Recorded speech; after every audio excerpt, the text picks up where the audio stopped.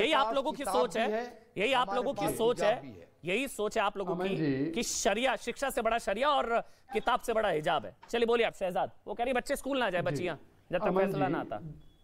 हाँ, दो तीन बातें अमन जी मैं स्पष्ट कर देना चाहता हूँ। देखिए, यहाँ पर जो रिजवान जी ने बोला वो किसी को व्यक्तिगत रूप से टारगेट नहीं कर रहे थे, वो केवल एक पॉइंट बता रहे थे कि इस्लाम में हिजाब एसेंशियल अगर होता तो कोई भी व्यक्ति कराटे हो या कोई और अन्य कार्यक्रम हो उसके लिए हिजाब नहीं निकालता। मतलब हिजाब एसेंशियल नहीं है। इकरा पहला शब्द है कुरान पाक का, पहला शब्द है पढ़ो, इकरा। और हिजाब जो शब्द 7 बार इस्तेमाल हुआ है कुरान पाक में, वो कपड़ों के लिहाज से नहीं है। उसकी अवधारणा सांस्कृतिक है, उसकी अवधारणा गोपनीयता से, उसकी अवधारणा आंखों की शर्म से, उसकी अवधारणा इस प्रकार की नहीं जिस प्रकार की बताई जा रही है। और मान लीजिए कि अगर एसेंशियल होता तो क्या मुझे बता सकते हैं कि उसमें फिर चॉइस कहां बचता? क्या मौलाना साहब ये कह रहे हैं कि जो मदरसे होते हैं जहां पर शिक्षा दी जाती है वहां पर वो बच्चियों को चॉइस देंगे जींस पैंट पहनने का?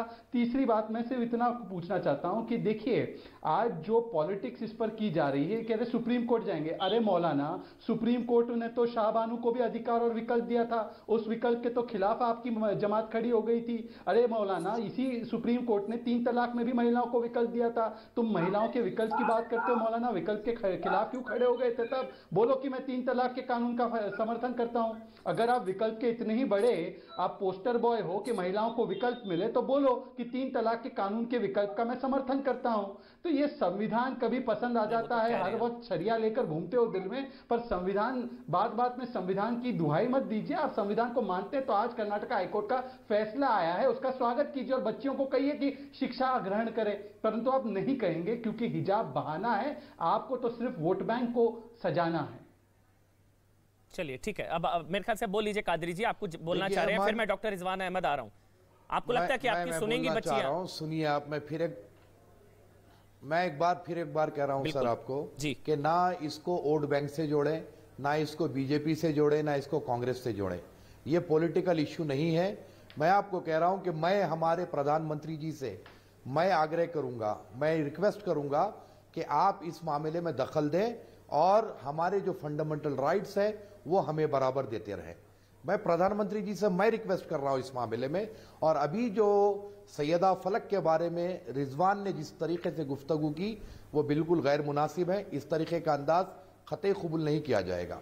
और रही बात साहब, नहीं, जमीरुद्दीन अहमद ने कहा कांग्रेस पार्टी के कि हिजाब नहीं पहनोगे तो बलात्कार हो जाएगा, तब मौलाना ने कुछ नहीं बोला।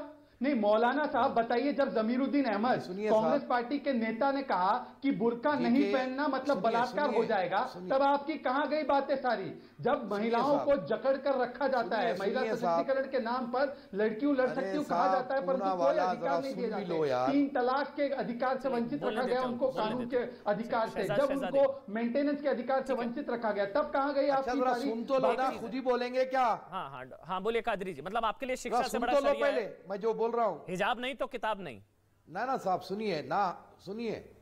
सुनिए, हमारे पास शिक्षा के भी जो है बहुत माने हैं, हमारे अपने शरिया के भी बहुत माने हैं। हम शरिया के साथ साथ शिक्षा हासिल करेंगे जितना हायर एजुकेशन है हमारी लड़कियां अलाउड नहीं है ना क्लासरूम में।